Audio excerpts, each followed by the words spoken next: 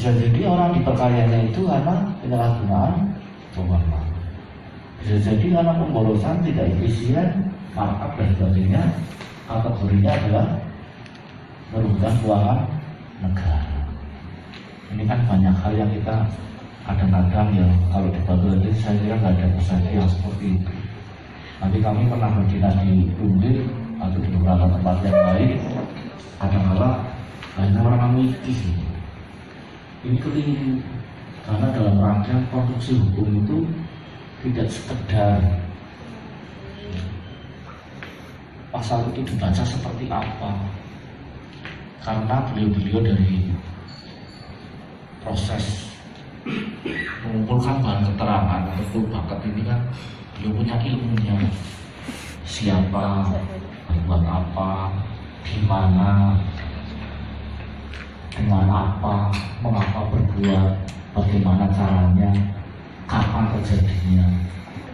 Ini banyak hal yang bisa dilihat di situ. Termasuk ketika kita melihat KUHP itu ada yang namanya 55, sebuah pasal, itu pasal penyertaan. Ini juga bisa menjadi jerat-jerat ketika kita tidak memahami aspek hukum dengan tepat. Ya, sekali lagi kami sampaikan terima kasih pada tim dari narasumber Kejaksaan Negeri Purwokerto, Pak Sutono SHMH, selaku Jaksa Madya, Pak Agus Sudi SH juga selaku Jaksa Madya, dan Bu Tiara Kusumawardhani sebagai staf inter pada Kejaksaan Negeri Purwokerto yang berkenan hadir di tengah-tengah kita. Bapak Ibu yang kami hormati, kita juga ngerti dan maklum kondisi terkini. Kadang-kala kita bisa melihat YouTube, Facebook, Twitter, WA, Instagram dan sebagainya. Banyak kasus-kasus yang berawal dari penggunaan media elektronik yang tidak tepat. Ini juga menjadi kewaspadaan kita adanya undang-undang ITE, informasi dan transaksi elektronik. Ini juga menjadi hal yang kita semakin hari semakin banyak belajar. Mudah-mudahan menjadi kewajiban kita bahwa pelaku ini kalau berkenalan diri sini dalam muslimah. Jadi mencari ilmu adalah kewajiban kita, baik muslim laki-laki maupun perempuan. Sehingga asal ini monggo kita akan mencari ilmu agar kita akan bekal baik untuk diri sendiri. Jawabnya. Bapak Ibu yang kami hormati, bahwa materi kami akan menjelaskan sedikit, nanti dilanjutkan oleh Pak Agus Fikri. Jadi hubungannya dengan dana desa. Dana desa di sini menitnya berapa Pak? Berapa? 900 ya, 900 juta. Tadi di Desa Purwosari 1,6. Ini turun lagi. Udahnya udah maju ini. Ini baru aja saya penyuluhan, tempatnya begitu mewah ini. Ini milik kami Pak. Milik desa Pak. Milik desa tempat ini. Oh, apa? Oh, swasta. Oh, alhamdulillah. Berarti ini wilayah Bapak ini. Ya inilah namanya seorang pejabat bisa menggunakan fasilitas yang gini. Jadi pada saat membutuhkan ya bisa pakai ya Pak ya. Jadi mulai bagus. Jadi di sini akan kami secara jelaskan sepotong-sepotong tentang dana desa. Dana desa yang ada adalah 900-an ya Pak ya. Ini sudah akhir tahun ya Pak ya. Sudah akhir tahun berarti habis tinggal pelaksanaan pertanggungjawaban ya Pak ya. Ya.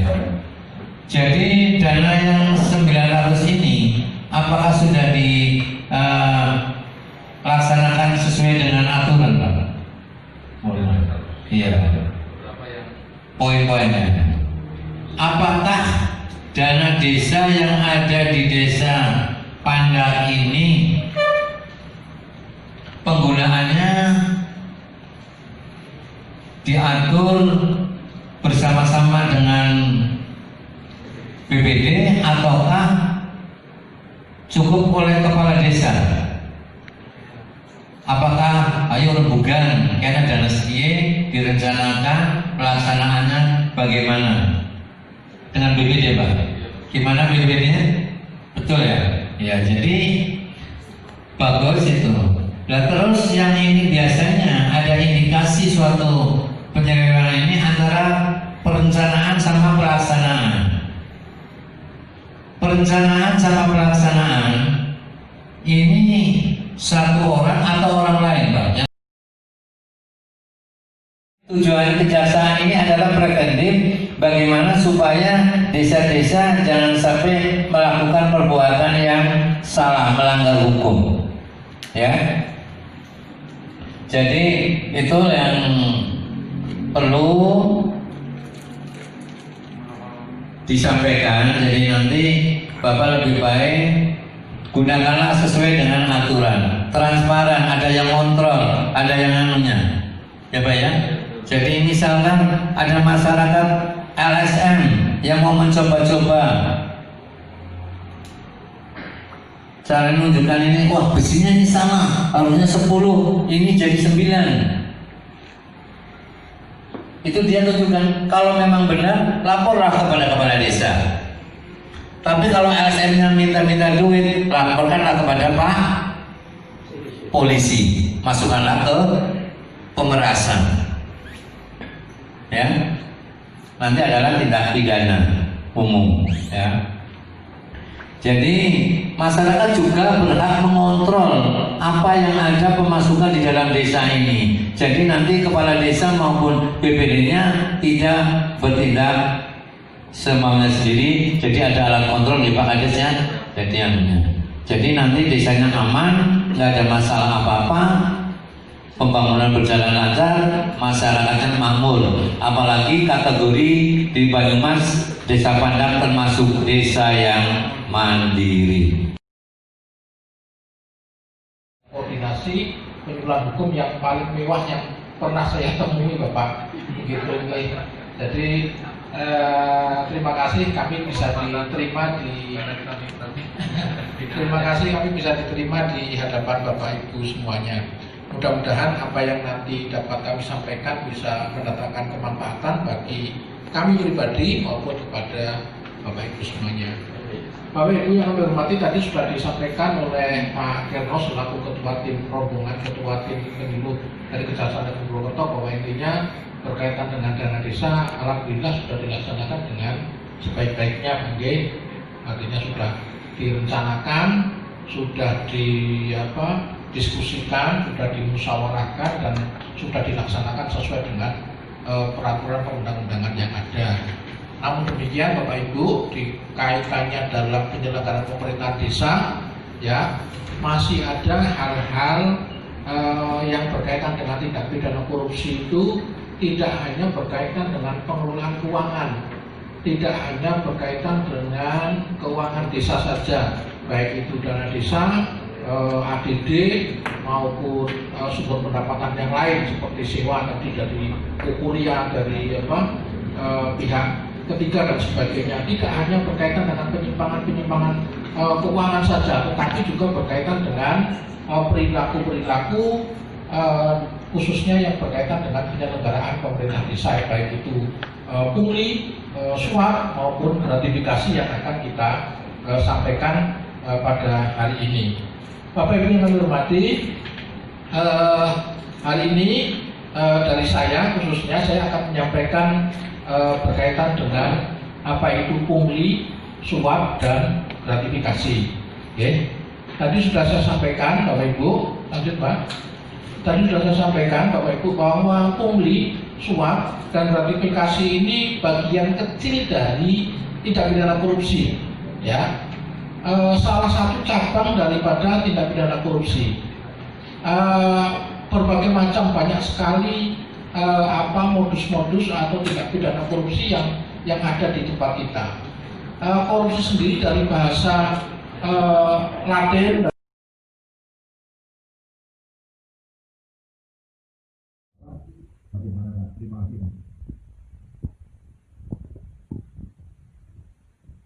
Ini hubungannya dengan caranya yang kembali toko demi kulkas gitu.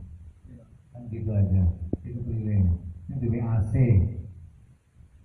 Ini kalau gratifikasi ini kan untuk perorangan, itu aja. Itu pribadi dengan loh, dengan bukan.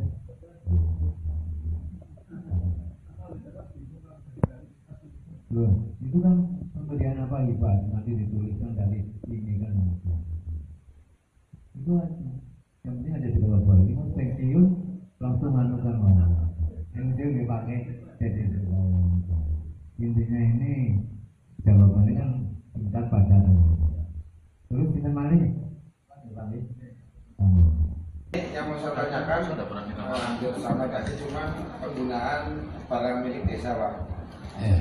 Misalkan gini, pas kita itu mau bepergian, Ya. kita bepergian, itu mobil desa, sekalipun itu menggunakan ke kantor kecamatan, tapi mampir ke tempat lain, kan menggunakan Fasilitas desa. intinya ini. Iya. Tapi kan menggunakan bensin beli sendiri, Pak. Bensinnya beli sendiri, tapi motornya kan motor desa, Pak. Nah, itu termasuk termasuk pelanggaran apa enggak? Dalam arti masuk kategori yang tadi yang disebutkan, apakah itu gratifikasi apa enggak? Kemudian kalau kita kondangan, juga sama. Kita kondangan sering menggunakan mobil desa, Pak. Mobil desa. Iya. Tapi ada yang mengalu-alui mobil desa menjaga-jagaan. Nah, dalam artian seolah-olah perangkat menggunakan mobil desa itu gratifikasi. Padahal yang kita gunakan itu dalam rangka untuk memperlancar pekerjaan. Nah, memang kadang ada yang misalkan kondangan kondangan bareng-bareng ada mobil desa, mobil sendiri, misalkan itu. Dari dong, apa model sewa atau gimana? Kan aja gue loh. Ini sintanya, ini kan kayak baik pada baik. Duit sepira, tenggonan jenengan, duit desa. Salah apa? Nek masukkan kepada tindak pidana umum, termasuknya penggelapan dalam jabatan. Kalau penggelapan biasa sebagai biasa adalah 372. Penggelapan dan jabatan adalah 374. Kalau penipuan 378. Beda-beda. Gimana nih? Singkatnya itu baik. Wong fasilitas negara kok digawa pribadi, bener orang. Secara logika baik, jangan bisa jawab kok takut gitu. Indonesia lagi pakai pasarnya kayak guyon nih sama. Kena urgennya aku tak nyanyi jane.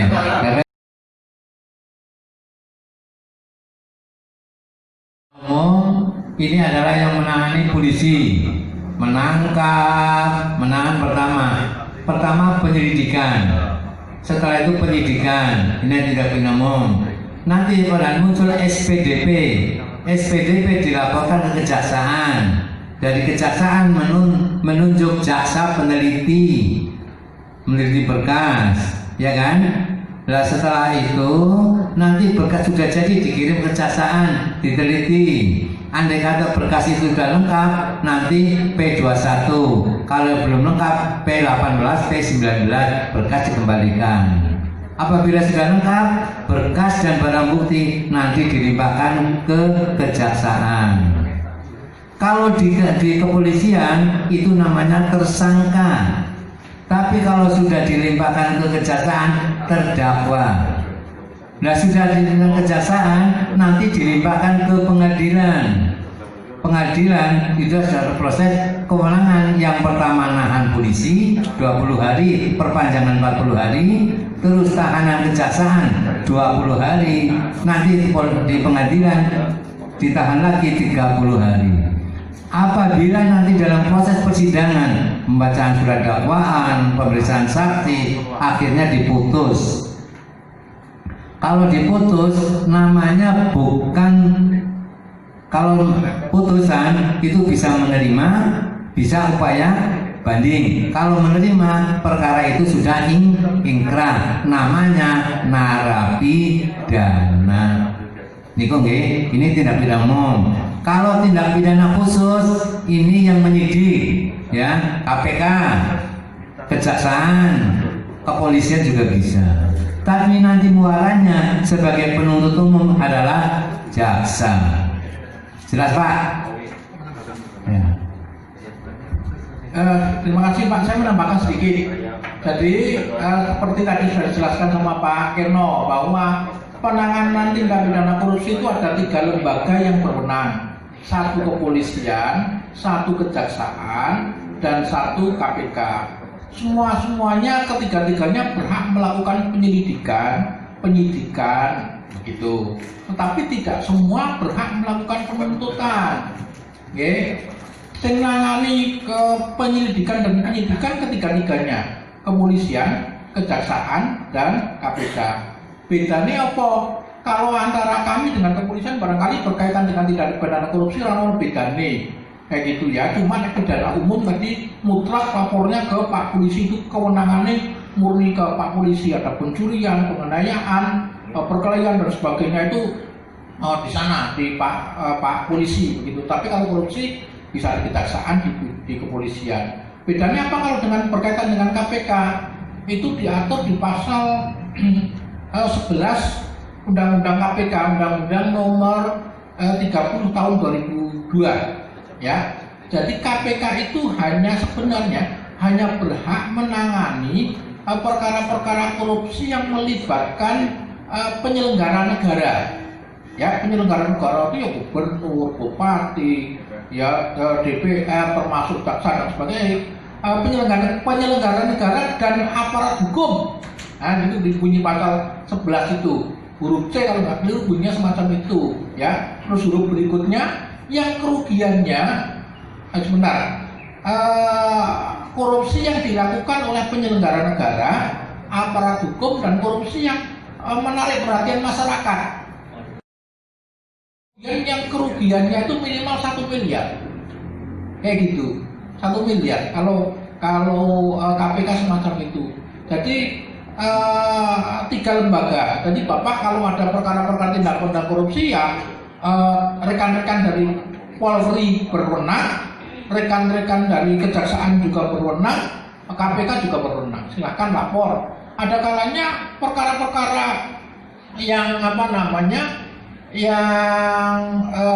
tidak menarik perhatian masyarakat, nilai kerugiannya tidak begitu besar. Itu kan ada kalanya dilimpahkan oleh KPK, ditangani oleh KPK, tetapi kemudian dilimpahkan ke kejaksaan atau ke kepolisian. Jadi diserahkan ini sama KPK. Kami pernah juga nangani ya perkara yang lagi-lagi di perguruan tinggi kita ini, kayak gitu, berkaitan dengan laboratorium itu, bukan yang kaitannya dengan PT Antam, ada lagi itu yang diselidiki oleh KPK. Tetapi kemudian kita tindak lanjuti berdasarkan laporan dari KPK dan sudah selesai itu. Jadi intinya semacam itu. Kalau KPK diatur berkaitan dengan siapa pelakunya dan nilai kerugiannya. Tetapi kalau dari kewenangan Polri dan Kejaksaan tidak diatur itu. Paham nggih? Nggih, terima kasih. Aturan mungkin Menteri Dalam Negeri dan Gubernur maupun Bupati, tapi ada kesepakatan dari pihak DPD dan desa tentunya untuk kebaikan desa, Pak.